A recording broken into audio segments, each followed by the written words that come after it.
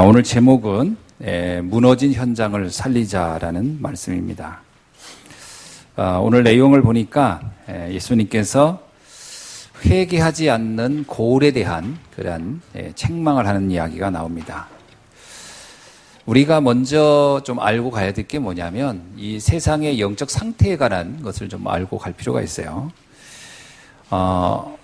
원래 하나님은 이 땅에 하나님의 형상대로 세상을 창조하고 우리에게 그 일을 감당할 사명을 주셨죠. 그런데 이 놀라운 비밀을 사단에게 속아서 완전히 상실하게 됩니다. 그래서 창세기 3장 사건 때문에 세상은 완전히 무너진 상태라고 이렇게 말할 수 있어요. 그래서 세상이 예수님께서 수고하고 무거운 짐진 자들아, 또 시편에는 올무에 잡혀있는 새와 같다, 이런 표현들은 지금 고난 속에 빠져있는 세상을 표현한 이야기죠. 쉽게 말하면 방향을 잃었고 삶의 근본을 상실한 것이다, 이렇게 볼 수 있습니다.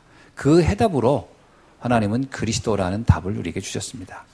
그래서 요한복음 14장 6절에서도 말씀하기를 길이요 진리요 생명이다. 근데 그 예수님이 뭐라고, 내가 곧 길이고 내가 곧 생명이고 내가 곧 진리다. 그러면서 나를 통하지 않고는 아버지께 갈 자가 없다 하지 않고요, 아버지께 올 자가 없다, 이렇게 얘기했어요. 쉽게 말하면 예수님은 본인이 당신이 하나님이시기 때문에 누구에게 간다라는 표현이 아니라 나에게 올 자가 없다, 그렇게 얘기하고 있습니다. 그래서 우리는 예수 그리스도를 통해서만 우리는 하나님의 완전한 축복의 비밀 속으로 들어갈 수 있다, 이런 얘기죠.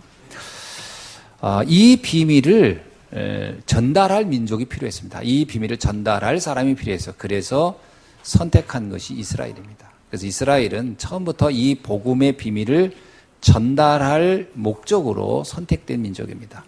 뭐 특별히 이스라엘 민족이 아주 뛰어나다거나 다르다거나 이런 것보다는 누군가는, 어느 민족인가는 이 복음을 전해야 되기 때문에 이스라엘을 선택한 것이죠. 그래서 창세기 12장 1절로 3절에 보니까 아브라함을 부를 때도 마찬가지입니다. 너로 인하여 만민이 복을 받게 할 목적이 있는데 바로 너를 내가 필요로 한다, 이런 의미입니다. 그래서 하나님은 구원받은 하나님의 자녀를 통해서 세상을 구원할 목적이 있는 거죠. 자, 그래서 그 이스라엘 백성을 하나님은 축복해서 아브라함의 자손 중에 12지파를 만들고 12지파를 통해서 세계 복음화할 수 있는 준비시킨 겁니다. 근데 이제 이분들이 이제 애굽에 들어가게 되죠. 애굽에 들어가서 세계 복음화할 준비를 하는 겁니다. 그런데 시간이 가면서 그 사명을 잃어버려요. 우리가 세계 복음화를 위해서 하나님이 이곳 애굽에 인도했다라는 것을 이해하고 잊어버리고요, 애굽에서의 그냥 삶에 안주해 버리는 거예요. 그래서 찾아온 것이 노예라는 문제가 온 겁니다. 이스라엘이 왜 노예가 됐냐? 애굽에 들어간 12지파가 그 사명을 잃어버린 거예요. 그래서 결국 그들이 이제 고난을 당하게 되고요, 하나님이 다시 그들을 끄집어내서 세계 복음화를 위한 여정으로 광야로 인도합니다. 자, 그러는 중에 광야에서요, 이들이 여러 문제를 겪죠. 그런 중에 이제 맥주감사주일, 다시 말하면 처음으로 곡식을 뿌려서 수확한 날, 그날이 이제 맥주감사입니다. 다시 말하면 첫 보리를 수확했다, 곡식을 수확했다라는 거거든요. 그럼 왜 하나님은 이들에게 곡식을 수확하게 했을까요? 이유는 간단합니다. 세계복음화 해야 될 민족이기 때문에, 세계복음화라는 사명을 감당해야 되기 때문에 이들의 삶을 주님이 책임진 거죠. 하나님이 왜 우리의 삶에 하나님이 책임져야 할 이유가 있다면 이유는 딱 하나입니다. 세계복음화 때문에. 이제 그것 때문에 하나님 우리를 축복하고 우리 자손들을 축복할 것이다, 라는 것이죠. 자, 이것이 바로 하나님이 유대인을 선택한 목적입니다. 근데 유대인들이 이 부분을 계속 상실해요. 그래서 사실 이스라엘 민족이 가장 이스라엘 민족을 모르는 건 누구냐면 이스라엘 민족 자신입니다. 그들은 자기 자신을 가장 몰랐어요. 나를 왜 불렀나? 이거를 자꾸 잊어버리는 거예요. 이게 이제 뭐 각인 뿌리 체제된 것도 있고요, 그 현실에 안주하다 보니까 응답이 오면 그게 전부인 줄 알고, 또 문제가 오면 하나님 나를 버렸구나 하면서 원망하고, 이 두 가지에서 계속 왔다 갔다 하는 거죠. 이스라엘 민족을 축복한 이유는 세계복음화 때문인데 그거를 계속 잊어버리고 있는 것이죠. 자, 로마서 1장 16절에 보니까 이런 얘기가 있어요. 하나님은 먼저 이스라엘을 구원하고 그리고 나서 이방인을 구원한다. 이런 말이 나옵니다. 그 왜 이스라엘 먼저 구원해요? 그것이 구원의 순차성이에요. 이스라엘 먼저 구원하고 그들을 통해서 증인으로 세워서 세계복음화 하겠다라는 거거든요. 자, 그런데 이 부분들을 이스라엘 백성들이 자꾸 잊어버리는 거예요. 하나님은 우리만 축복하셨다. 우리만 선택했다. 이렇게 착각하는 이게 선민사상 아닙니까? 이것이 이스라엘이 또 로마의 속국이 되는 이유 중에 하나죠. 로마서 11장 17절에 보면은 돌감람나무 이야기가 나옵니다. 거기서 이런 얘기거든요. 참 감람나무는 이스라엘을 의미하는 것이고 돌감람나무는 이방인을 얘기하는 겁니다. 같아 감람나무인데 이제 돌감람나무가 있고 이제 참 감람나무가 있다. 뭐 이렇게 이제 그 나무가 아마 두 종류가 있는 것 같아요. 우리나라도 그런 거 있잖아요. 무슨 그 개복숭아가 있고 참복숭아가 있고 이렇게 복숭아도 이렇게 있잖아요. 먹을 수 있는 게 있고 먹을 수 없는 게 있듯이 감람나무도 아마 돌감람나무는 그 감람나무가 열매를 얻을 수 없는 것 같아요. 근데 뭐라고 나오냐면 하나님은 참 감람나무에다가 돌감람나무를 접붙여서 그 돌감나무로 하여금 열매를 맺게 하려고 하시다. 그게 무슨 얘기세요? 왜 먼저 이 참 감람나무를 축복했냐면 많은 돌 감람나무를 열매를 얻게 할 목적이 있기 때문이다. 그러니까 이스라엘을 부르신 목적은요, 궁극적으로 세계복음화 때문에 불렀다는 거예요. 예. 근데 이거를 사실은 이스라엘 백성들이 자꾸 잊어버리는 겁니다. 왜 잊어버렸냐? 우리가 얘기하면 이유가 여러 가지 있겠지만, 사람이 그 삶의 어떤 시간이 지나면서 언약보다는 삶에 안주하다 보니까, 먹고 사는데 집착하다 보니까 우리가 그것까지는 굳이 할 필요가 있겠냐. 근데 사실은 그들의 삶의 존재가 거기 있었는데 그 존재를 잃어버린 거예요. 우리도 잘못하면요, 신앙생활에 존재를 잃어버릴 수가 있어요. 하나님은 우리를 왜 불렀냐? 이거 자꾸 잊어버리면 뭐가 오냐면 계속 이것을 깨달을 때까지 문제가 찾아온다는 겁니다. 그래서 문제를 겪고 나서 억지로 마지못해 아이고 내가 전도해야 되는가 보다 또 선교해야 되는가 이렇게 깨닫는 것보다 미리 아는 것이 중요합니다. 이게 축복입니다. 미리 아는 게. 자, 근데 이스라엘 백성이 왜 또 착각했냐? 사도행전 11장 1절로 3절에 보니까요, 베드로가 이방인들하고 같이 만나서 그들에게 복음 전하고 식사한 이야기가 나오는데 그때 많은 예루살렘에 있는 초대교회 지도자들입니다. 초대교회 지도자들이 베드로를 놓고 막 책망하는 이야기가 나와요. 어떻게 이방인들한테 가서 복음 전했냐 이 말이거든요. 그때 이제 베드로가 한 얘기가 이제 내가 꿈을 꿨는데 하늘에서 보자기가 내려오고 그 얘기를 그때 하는 겁니다. 아니 하나님이 이방인들에게 복음 전할 이유를 설명하더라. 그러면 그 얘기는 무슨 얘기예요? 이스라엘 백성 대부분 초대교회 성도들까지도요. 나의 정체성, 하나님이 왜 우리에게 복음을 알게 했으며 내가 구원받았는가, 이거에 대한 정체성을 계속 상실하고 흔들리고 이게 왔다 갔다 했다는 얘기거든요. 자, 이것을 깨달을 때까지 주님은 우리에게 끊임없이 우리의 그 삶 속에 하나님은 계속 메시지를 주는 줄로 믿습니다. 오늘 또 마찬가지예요. 우리가 이거 놓치면 절대 안 되는 거죠. 자, 그래서 오늘 본문에 보니까 어떤 이야기냐면요. 예수님께서 권능을 가장 많이 행하신 고을들이 회개하지 아니하므로 그때에 책망하시되 이렇게 나옵니다. 그리고 그 가장 많이 행하셨던 그 장소가 어디냐면은 고라신과 벳세다와 가버나움이에요. 여러분 우리 잘 아시죠? 가버나움은 본 동네다라는 말을 써요. 본 동네가 어디에 나오냐면요. 한번 그 9장 1절 보세요. 예수께서 배에 오르시사 건너가 본 동네에 이르시되. 이건 뭐냐면 왜 본 동네라고 하냐면 예수님이 가장 주된 사역을 했던 근거지가 가버나움이에요. 그리고 가버나움 바로 위가 그 고라신이고 벳세다입니다. 다시 말하면 거기는요, 예수님의 가장 중요한 선교지였어요. 그런데 여기서 많은 기적을 행합니다. 중풍병자를 일으키고요, 또 야이로의 딸을 고치고요. 뭐 많은 기적을 행한 겁니다. 다 이 현장에서 일어난 일이거든요. 그런데 반응은 어땠죠? 반응은 그들은 회개하지 아니했다라는 거예요. 여기서 말하는 회개란 건 뭘까요? 잘못을 인정한다 이 말입니까? 원래 회개란 말은 가던 길을 돌아선다는 말이거든요. 그러면 예수님이 사역을 할 때 유대인들이 가지고 있는 고정관념이 있었어요. 뭐 유대교만 잘 믿으면 되고 율법만 잘 지키면 되고 이런 생각 속에 꽉 차 있어서 그리고 그들이 가지고 있는 메시아관도 완전 정치적인 메시아고요. 근데 예수님이 와서 많은 기적과 표적을 행하면서 보여주려고 한 게 있었어요. 나타내는 게 뭐죠? 내가 메시아다. 내가 바로 그리스도다. 나를 통해서만의 이 땅의 모든 저주 재앙, 이 땅의 모든 고난, 이 땅의 모든 중풍병자 같은 절대 불가능한 문제 해결하는 그 주인공이 누구냐? 나다.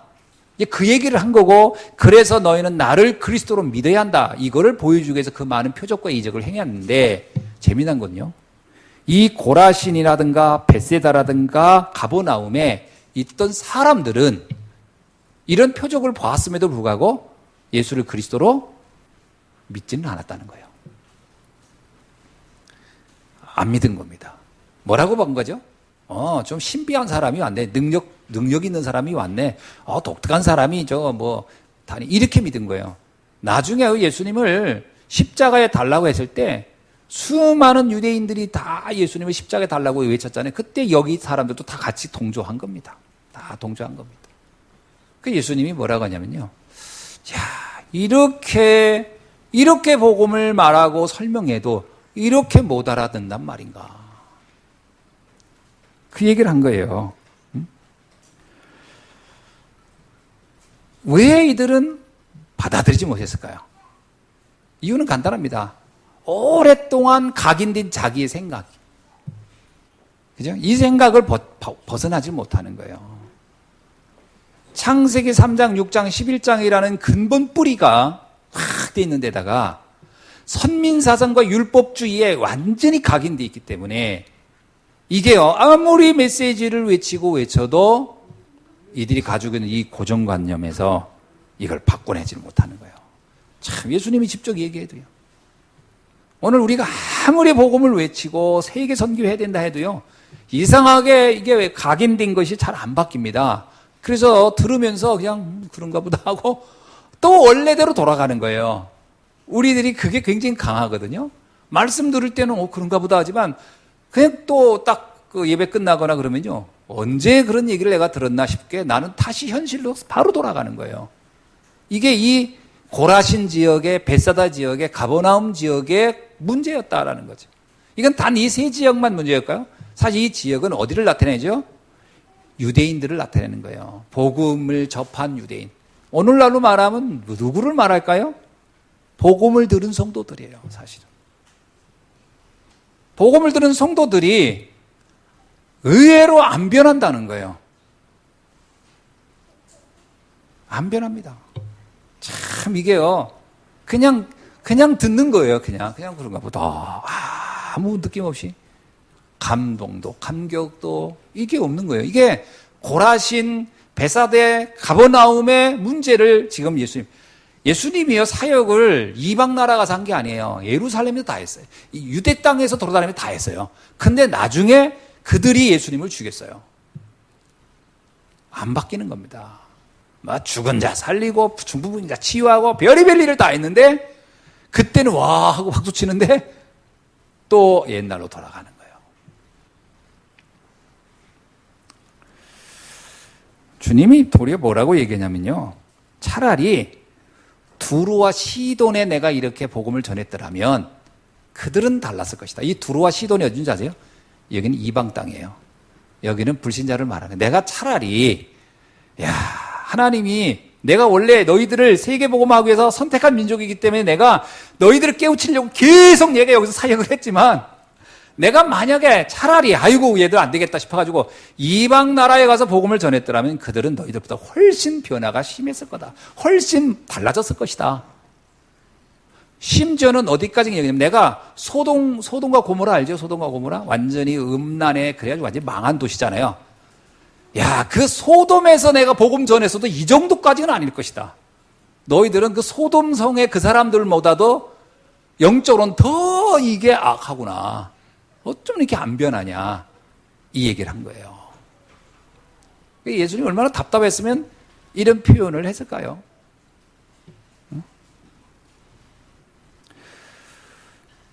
실제로요, 예수님이 두로와 시돈 지역에 가서 복음을 전한 적이 있어요. 실제로. 그러니까 예수님이 이러고 나서, 차라리 그럼 내가 한번 이방인들한테 복음 한번 전해볼까? 그리고 한번 간 적이 있어요. 가서 복음을 전했는데 어떤 사건이 있었냐면요. 그게, 마태복음 15장에 한번 가봅시다. 15장에 가보면, 15장 21절을 한번 봅시다. 자, 이때 예수님이 이제 먼저 이렇게 두로와 시돈 지역에 대해서 이제 얘기를 했으니까 이제 한번 임상실험차 한번 가보신 것 같아요. 자, 그러면 과연 이방인들은 어떻게 반응할까? 그리고 가서 복음을 전합니다. 자, 21절 시작. 예수께서 거기서 나가사 두로와 시돈 지방으로 들어가시니. 자, 이제 두로와 시돈 지방으로 일부러 간 거예요. 이때는 여기가 페니키아 지역이라고 해서 사실은 이방 땅이었습니다. 자, 여기 가서 가나안 여자 하나가 그 지경에서 나와서 소리 질러 이르되 주 다윗의 자손이여 나를 불쌍히 여기소. 내 딸이 흉악한 귀신에 들려. 다윗의 자손이요. 아니, 이방 땅에 갔는데요. 예수님을 보더니 금방 다윗의 자손이라고 외치는 거예요. 그러니까 이 여자는 어떻게 알았을까요? 소문 듣고. 이스라엘 백성은 기적을 보고도 안 믿는데, 막 표적을 보고도 안 믿는데, 이방 여자는 소문만 듣고도 예수님을 보자마자 뭐라고요? 다윗의 자손 예수여. 전 이거 딱 보면서요, 불신자 중에 제자가 더 많겠구나. 이게 기존 성도일수록요, 이게 하나님과 너무 친해가지고, 그래가지고 이게 영적인 감흥이 없어요. 그래서 내보다 영적인 권태기에 빠졌어, 다들. 감흥이 없어요, 감흥이. 너무 잘 알아. 그래서 새 가족들은 헌신도 잘하는데 교회 좀 이게 오래 다니면 헌신도 안 해요. 이제 알 만큼 알았다 이제 다 봐달라는 거지, 하나님께. 봐주세요. 이번에 우리 서울 임마누엘 교회도 350억 350억 중에 320억을 현찰로 헌금하고 집 5채 한 분도 평신도입니다. 직분자가 아니에요. 내가 볼 때 그분이 직분 됐으면 헌금 못 했을 거예요. 하나님과 워낙 친해가지고 뭐가 좀 안 줘도 근데 이게 평신도니까 한 거예요. 그래서 이게 좀 친해지면 잘 안 합니다, 하나님과. 안 친할 때 하지. 이 두로와 시돈 지방에 가서 그렇게 한 거예요. 자, 그러니까 23절 보세요. 예수님이 한 말씀도 대답하자. 내가 한번 의도한 거, 의도. 진짜 이 불신자들은 어떨까? 한 말, 그 여자가 그렇게 막 다윗의 자손 예수여, 막 나를 불쌍히. 그럼 예수님이, 그러냐, 여인아. 그렇게 대답을 해야 될 텐데, 한 말씀도 대답하지 않았어요. 그러니까, 제자들이 와서 청하여 말하되, 제자들이 참다, 주님이 이거 해도 너무하네. 그래서 제자들 와서 주님을 설득합니다. 주님, 저 여자가 저렇게 간청하는데, 좀 이렇게, 좀 대답 좀 해주시죠. 이렇게 얘기했더니, 그때 예수께서 대답합니다. 24절에. 뭐라고요? 나는 이스라엘 집에 잃어버린 양 외에는 다른 데로 보내심을 받지 아니하였다. 일부러 한번 해본 거예요. 야, 나는 이스라엘 사람들만 난 복음 전해. 근데 전에 11장에서 뭐랬어요? 이스라엘 사람들 절대 복음 안 듣잖아요. 근데 이때 이제 한번 테스트 하는 거예요. 근데 나는 이스라엘 사람만 복음 전한다? 이렇게 얘기를 했어요. 너희는 이방인이잖아. 난 너한테 복음 전하러 온 게 아니야. 이렇게 얘기했어요. 여자가 와서 예수께 절하 이르되 주여 저를 도우소서. 야, 이 여자가요. 그렇게까지 무시했는데도 이거를 저기 베세다나 가버나움에서 이렇게 했으면요. 다 도망가요. 다 떠났어요. 근데 여기서 이렇게 했는데 이 여자가 그래도 다가와서 말합니다. 뭐라고요? 26절에 볼게요. 대답하여 이르되. 그러니까 예수님이 또 뭐라고 얘기하냐면 자녀의 떡을 취하여 개들에게 던짐이 마땅하지 아니하리라. 야, 예수님이요. 이게 진짜 이게 무시무시한 말을 한 거거든요. 진짜 기분 나쁜 말을 한 거예요. 그 여자한테 너는 개라는 거예요. 난 걔한테는 안 준다는 거예요. 만약에 주님이 와서 여러분 보고 나의 자녀라 그러면 기분 좋지만 이렇게 내 얘기가 아니고 예수님 이렇게 있으면 여러분 어땠을까요? 에이 신앙생활 이거 뭐 그냥 다 때렸지. 뭐 기분 나빠서 나 그리고 내가 떠나지 않았을까요? 예수님이요 의도한 거예요. 한 번 딱 던져본 거예요. 충격적인 말이잖아요.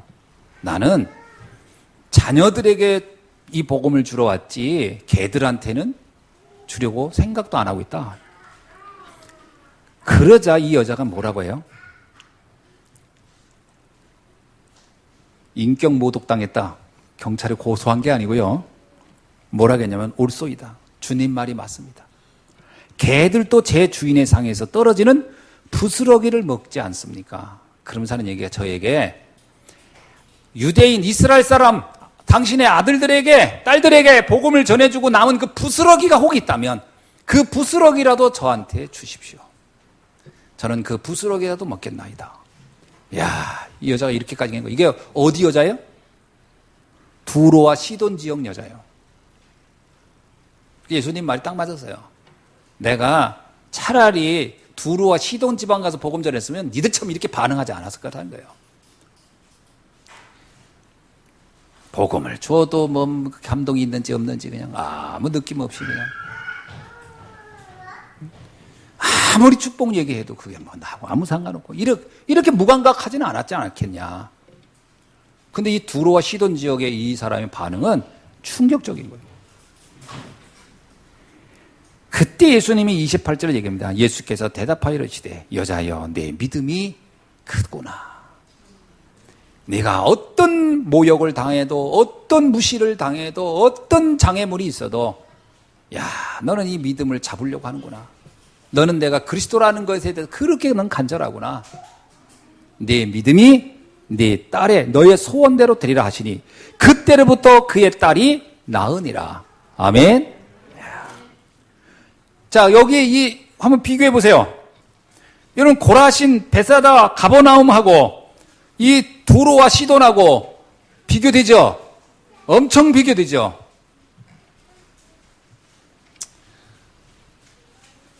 우리는 어디에 있는 것 같아요?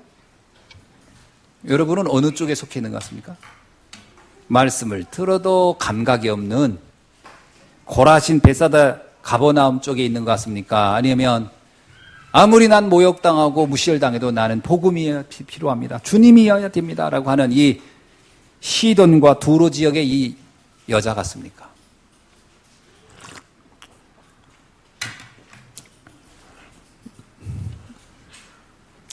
주님의 말씀하려는 의도는 간단한 거죠.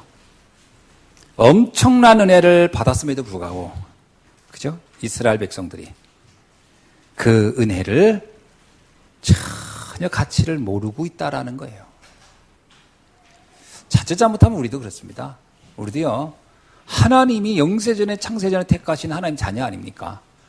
이런 엄청난 축복을 받았음에도 불구하고 이거에 대해서 아무 감각이 없을 수가 있어요. 이게 정말 심각한 문제죠. 그러다 보니까 어떻게 해요? 실제로는 어떤 현장이 무너진 게 우리의 영적 현장이 다 무너져 버린 거예요. 다른 데 무너진 게 아니에요. 우리가 저 불신자 연장을 놓고 안타까워하기 전에요. 우리 개인의 영적 현장이 다 무너져 있는 거예요. 그래서 빈 곳이란 말할 때 무슨 얘기냐면요. 예배가 무너져 있는 것이 빈 곳이다라고 얘기한 거예요. 예배를 들으면서 감동이 없다. 그러면 이미 그것이 빈 곳이라는 거예요. 그것이 이미 무너졌다는 거예요. 사실은 여기 이스라엘 백성들은요. 주님의 그런 많은 능력을 보고 표적을 봤어도 그들의 영적 상태는 무너져 있었던 거예요. 이곳이 회복되기를 원하는 거예요. 그러면 주님이 이스라엘 백성을 그러면 아이고 됐다. 니들은 이제 포기다. 이런 거 아니고요. 그들이 다시 회복되기를 원하는 거죠. 왜냐하면 그들이 살아나야 어떻게 돼요? 그들이 살아나야 세계복음화가 될 거 아닙니까?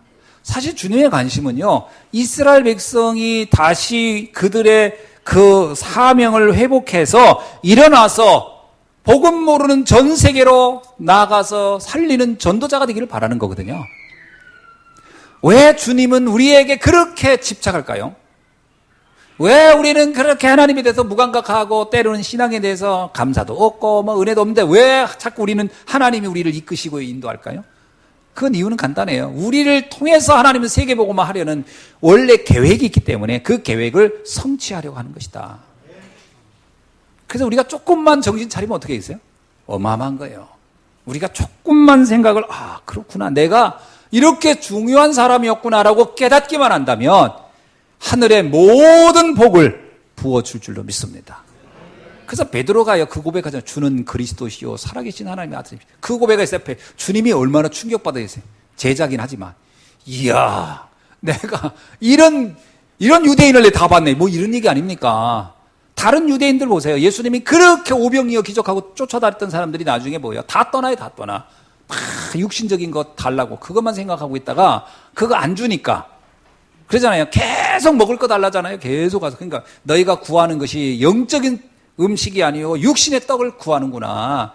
오라지 육신적인 것밖에 관심이 없어 나를 따라오는구나. 그래서 제자들한테 물어보잖아요. 사람들이 나를 왜 따라오는지 한번 가서 점검해봐라. 그랬더니 전부 다 엉뚱한 생각하고 주님을 따라왔던 거예요. 뭐 세례 요한 같대요, 엘리야 같대요, 에레미야 같대요, 선조 중에 그 전부 다 예수님을 바라보는 각자의 자기 생각대를 가지고 있는 거예요.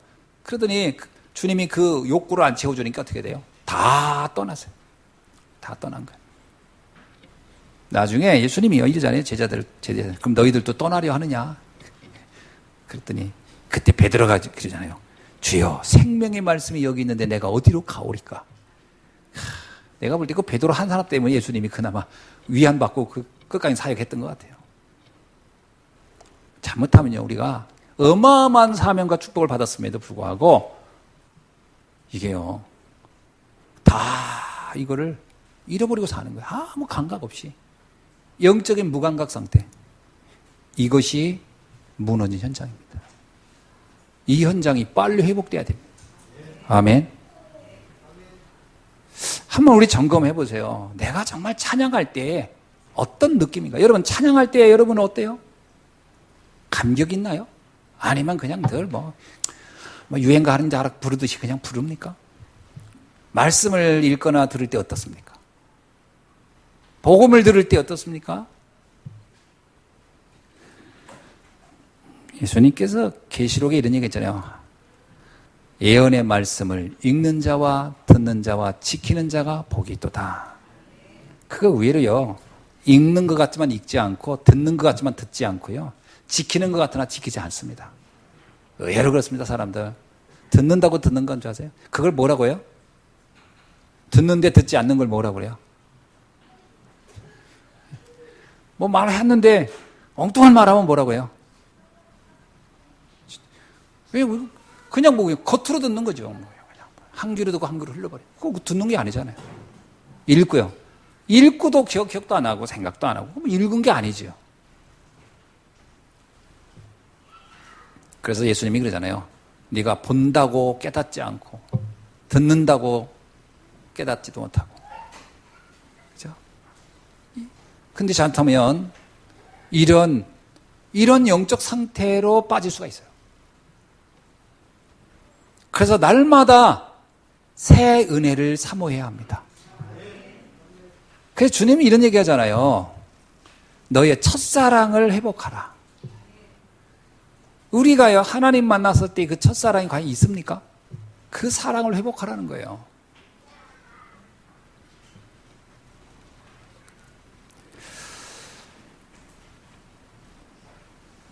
주님은 이 무너진 현장을 회복하기를 간절히 바라는 줄로 믿습니다.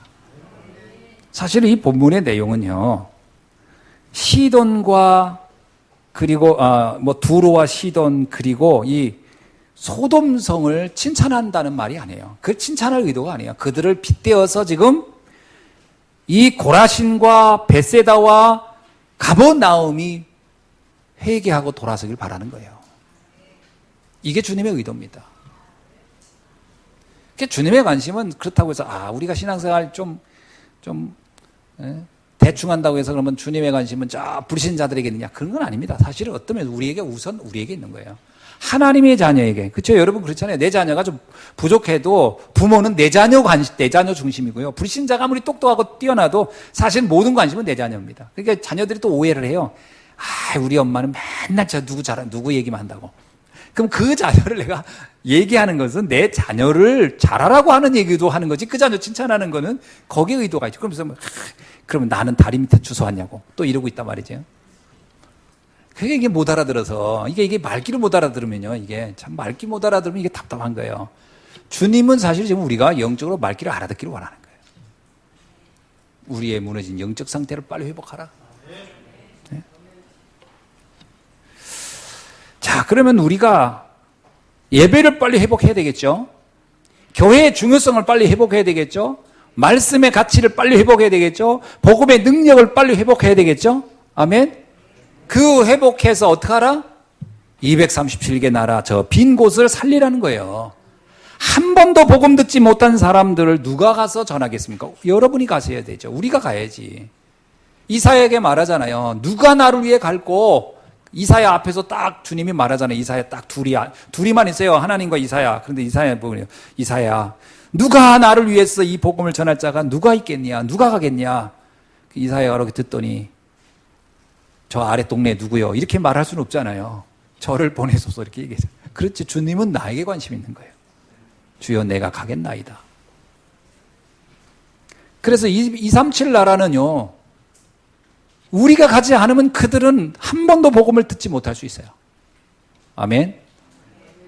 그래서 가만히 최근에 좀 하나님께서 이 코로나 문제 때문에 우리가 움직이지도 못하고 있는데, 야, 저 미얀마 지금 캄피 목사님이요, 너무 감사하게도 캄피 목사님이 지금 미얀마 그 양곤이라는 수도에서 한참 위로 돌아간 시골이에요. 거기서 지금 혼자 복음 전하고 있어요. 너무 감사하잖아요.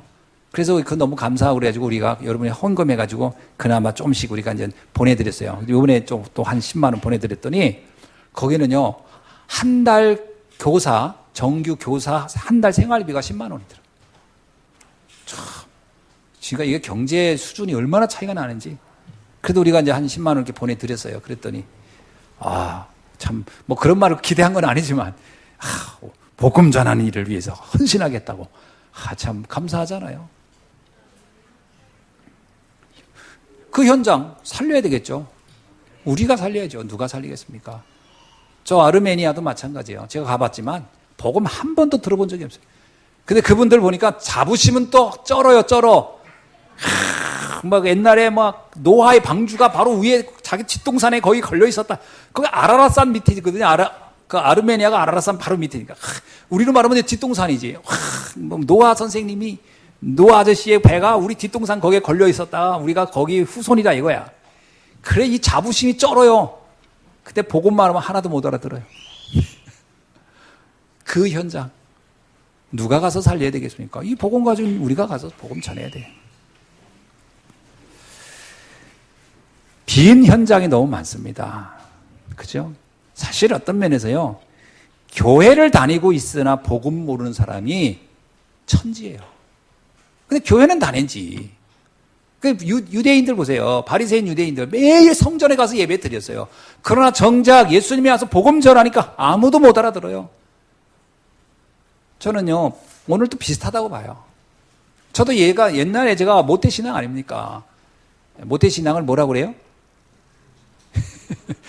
모태신앙이요, 아는 건 많은 것 같은데 제대로 아는 게 없어. 그래가지고 못된 신앙이라고 하더라고. 못된 신앙이에요, 못된 신앙. 그러니까 뭐냐, 고집은 세고 아는 건 많은데 참 아는 척해요. 근데 제대로 아는 건 하나도 없어. 내가 그래서 못된 신앙을 가지고 있었어요. 못된 신앙이 여러 가지 있는데 괜히 그 교회에서 아는 척하죠. 뭐 누구 이렇게 비판하죠. 뭐 이게 따지죠. 그럼 잘했네. 뭐 이런 게 전부 다 기존 선수들이 하는 거거든. 새 가족은 안 합니다. 왜? 모르니까. 새 가족은 뭐 이걸 잘하는 건지 저걸 잘하는 뭐 몰라요. 그냥 다 아멘하지. 근데 좀 교회 다닌 사람들이 이제 그래서 이제 헌금도 새 가족이 하지, 좀 헌가족 주면 잘 안 합니다. 그러니까 이제 안 해도 된다고 생각. 하나님과 이제 관계가 좀 깊어져 가지고 그런 식이란 말이죠. 그러니까 복음 잘 모릅니다. 사실 교회는 오래 다녀서 교회의 어떤 그 행사라든가 교회 용어라든지 교회의 어떤 그 제도라든지 이것을 아는 것뿐이지 정작 복음은 몰라요. 잘 모릅니다. 그래서 그 빈 곳을 누가 살릴 거냐는 거예요. 누가. 우리가 살려야 돼요. 뭐 우리 교회 오라 이 말 하는 게 아닙니다. 절대. 정확한 복음을 말해줘야 되는 거예요. 가서. 왜 예수를 믿는지 한번 물어보세요. 예수는 누구신지, 네가 예수를 왜 믿는지, 구원을 어떻게 받는지 물어보세요. 여러분, 구원의 길이란 말을 우리가 계속하죠. 구원의 길. 오늘 아침에도 우리 그 구역장들하고 같이 얘기했는데 말이 구원의 길, 단어는 다 알죠. 근데요, 불신자는 구원의 길 어떻게 이해하는 줄 아세요? 착하면 구원받는다고 생각해요. 그 불신자가 생각하는 구원의 길이에요. 단어는 똑같이 써요. 구원의 길. 그러나 불신자는 이렇게 생각합니다. 착하게 살면 구원받는다고 생각해요. 그러면요, 일반 종교인들은요, 거기에 하나 플러스예요. 착하게 살고 열심히 해야 된다고 하는 거예요. 거기다 열심히 하나 더 붙어요. 그래서 이 종교인들이 불신자보다 더 삶이 고달퍼요. 왜? 착해야지. 근데 하나 거기다가 열심까지 붙였지. 그래서 고달프다니까. 그래도 구원 받습니까? 착하고 열심히 하면 구원 받나요? 아닙니다. 자, 그러면 복음 가진 성도님들은요, 예수를 믿음으로 구원받는다는 거 아시죠? 근데 그 믿음도 들어가 보면요, 또 달라요. 또 구분돼. 어떻게 되는지 아세요?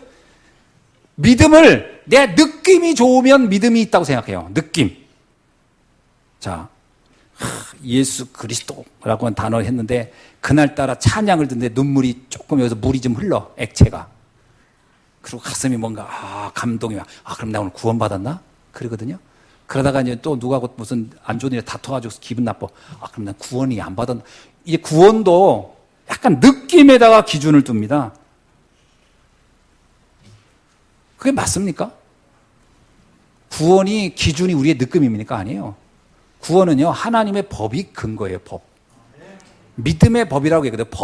법적으로 구원받는 것이지 우리의 느낌으로 구원받는 게 아니에요. 여러분, 우리가 판사가 판결할 때, 오늘 기분이 좋네. 그럼 좋은 판결. 이렇게 나옵니까? 아니에요. 법의 규정에 따라 판단하는 거지, 기분 따라 되는 게 아니에요. 오늘 날씨도 좋고, 기분도 좋고, 아침에 되는 일도 잘 되고, 음식도 좋고, 소화도 잘 되고, 오늘은 좋은 일이 있겠다. 그래서 좋은 일이라는 게 아닙니다. 그건 내 느낌이지. 구원은 느낌 따라 되는 게 아니거든요. 하나님의 정확한 말씀의 법에 따라 되는 거예요. 예수가 그리스도로 믿어지면요, 신경질 나더라도 믿어지면 그 사람 구원받고요. 성격 더러워도 예수가 그리스도 믿으면 그 사람 구원받습니다. 성격 좋고 다 좋은데 안 믿어져요. 열심히 하는데 그건 구원 못 받죠. 그건 성격하고는 아무 생각 없는 겁니다. 그러니까 구원의 길이라는 단어 하나도 다양하게 해석될 수 있어요. 그러면 교회 안에 성도들의 영적 상태를 자세히 한번 점검해 보세요. 어떤 모습이었을까? 그걸 알고 구원의 길을 전달해야지. 무조건 구원의 길을 전달한다고 전달이 됩니까? 그 사람이 어떤 상태에 어떻게 해석하고 있는지를 봐야 되는 거잖아요. 그게 빈 곳입니다. 교회 안 빈 곳. 굉장히 많겠죠. 이 빈 곳을 놔두니까 어떻게 돼요? 여기가 사각지대가 되고 여기가 재앙지대가 돼서요. 나중에 교회가 다 무너져 버리는 거예요. 유럽 교회 다 무너진 거예요. 유럽에 가보세요. 교회들이 다 무너졌어요. 미국 교회 다 무너져 가고 있는 거예요. 한국 교회요? 이제 무너지기 시작하고 있어요. 여러분 주변의 성도님들 만나보세요. 신앙에 대한 이야기를 해보세요. 복음에 대해 설명할 수 있는 사람 몇 명이나 있나? 거의 설명 못해요. 그냥 믿어. 제가 어릴 때 제일 많이 들은 얘기 있어요. 전도사님한테, 전도사님 어떻게 구원받아요? 그럼 뭐라는 줄 알아요? 그냥 믿어. 의심하지 말고 믿어. 정말 무모한 말. 그러다가 안 믿어져서 떠나잖아요, 다. 아무런 내용도 없고. 그것이 빈 곳입니다. 세 번째는 뭘까요? 우리의 청소년들이 지금 안내를, 한 번도 영적 안내를 받아본 적이 없는 거예요. 그들이 지금 다 무너지고 있는 거예요. 영적 문제에 완전히 빠져 있습니다. 꿈도 잃어버리고요. 소망도 없고요. 그냥 사는 거예요. 우리의 미래인데, 그래서 후대를 살리라는 거예요. 저는 우리가 렘넌트 운동, 이거 정말 중요하다고 봐요. 이번에 서울에 우리 그 친척의 결혼식이 있어서 갔거든요. 이제 조카인데 그냥 기존 교회 나가는 조카입니다. 기존 교회 가서 또 잘 하더라고. 근데 딱 만나자마자 나한테 그러는 거예요. 삼촌, 랩넌트 대회 이번에 어떻게 돼요? 내가 못하는 거예요. 그리고 나는요, 우리 그 조카가 나한테 랩넌트 데이를 묻길래 내가 깜짝 놀랐다니까?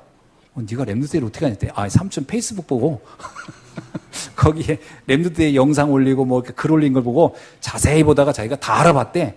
어더니, 이거 굉장히 이렇게 큰 행사라고 하는 걸 자기가 알았다고 하면서, 이번에 그 코로나 문제 때문에 그거 안 되겠죠? 하더라고요. 그래서, 그럴 것 같다고 했더니, 그러네요. 참, 도리어 나를 그렇게 말해주는 것이 거의 뭐 이렇게 처음 들었어요. 그런 얘기는. 그래서 참 이게 생각을 다 해주는구나. 여러분, 왜 우리가 후대 문제를 놓고 왜 랩넌트 운동하는지 아세요? 후대들의 미래가 결국 교회의 미래요, 세계의 미래이기 때문에 그것이 비어 있습니다. 그것이 우리가 관심 갖고 집중해야 할 현장입니다. 그래서 미션홈을 하자, 또 학사를 하자, 그리고 애들 그 훈련을 시키자, 이런 얘기를 계속 하는 겁니다. 말씀을 맺습니다. 무너진 현장을 빨리 찾아 살리고 회복해야 할 줄 믿습니다. 그 첫 번째가 뭐냐면 교회 안입니다. 교회 안. 이미 교회 안이 너무 많이 무너졌어요. 그죠? 고라신, 벳세다, 가버나움은 쉽게 말하면요, 이미 복음을 들었고 복음의 사명을 감당할 그 민족이 아무런 의미와 감각 없이 무너져 있는 현장을 말하는 거예요. 그죠? 이미 기존 성도들. 어쩌면 우리 자신들을 점검해 봐야 됩니다. 나의 영적 상태는 무너져 있지 않나? 이것부터 빨리 회복해야 된다. 두 번째는요, 무너진 불신 현장입니다. 그것이 바로 두로요, 시돈이요, 소돔이죠. 원래 이 두로라고 하는 곳과 시돈이라는 곳은 베니키아의 항구 도시로서 굉장히 거기가 우상이 심했고 향락 문화가 범람했던 지역입니다. 그곳에 예수님이 가서 복음 전했더니 한 여인의 변화를 보세요. 그런 현장에도 제자는 있거든요. 그래서 우리가 불신 현장에 반드시 숨어있는 제자 있다라는 거 확신하고 그 현장도 우리가 살려야 할 줄로 믿습니다. 결국 마지막은 뭐냐면 이 일을 할 제자를 찾아 세우는 거예요. 우리 다음 세대에 이것을 이어갈 제자. 그래서 렘넌트를 서밋으로 세우는 일. 이것이 오늘 우리가 감당해야 할 사명인 줄로 믿습니다. 마태복음 28장 19절에 이런 말씀이 있죠. 너희는 가서 모든 족속으로 제자를 삼으라. 이 사명 감당하는 저와 여러분 되기를 주의 이름으로 축원합니다. 기도하겠습니다. 하나님 감사합니다. 오늘 또 주신 말씀 붙잡고 우리가 현장에서 무너진 곳, 빈 곳을 살려내는 주역이 되게 하여 주옵소서. 살아계신 주 예수 그리스도의 이름으로 기도하옵나이다. 아멘. 찬송